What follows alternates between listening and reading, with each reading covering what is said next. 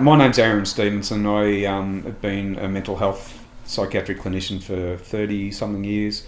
I work in a busy emergency department where I do a lot of crisis interventions and mental state assessments, risk assessments and so on. And a lot of the people that I see are male, and a lot of them are in a lot of trouble with their relationship because they don't know what to do. So a lot of the guys that I see in the emergency department, for example, don't have any mental health issues per se, so they don't have a psychiatric diagnosis, but what they do is they end up in some sort of crisis because they don't know what to do with the information. So usually it's relationship based. Usually they're separating or breaking up or getting mixed messages from their partner or so on.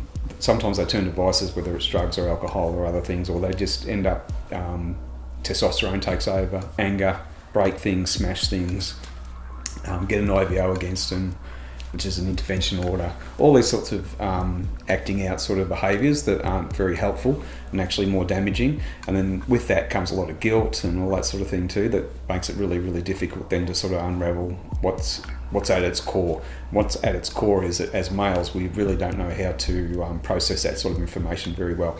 We don't take rejection very well. This is the ultimate rejection when you're separating from a partner or there's potential for separation.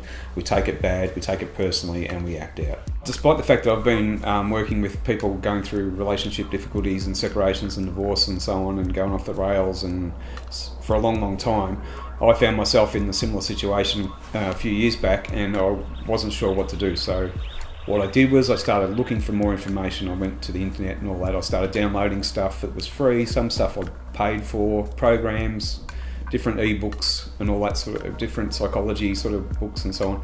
But I found there was actually nothing definitive to what I wanted to do, or that was going to help me in a practical way.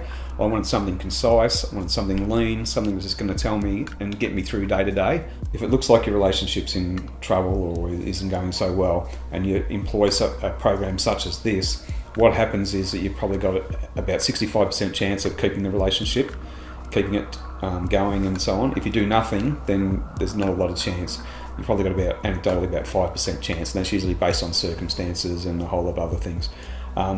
If you put something in place and make some changes and so on, then there's a good chance of salvaging your relationship.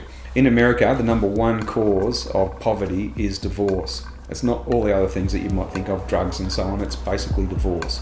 And it's no different in Australia, it's no different in England, no different anywhere.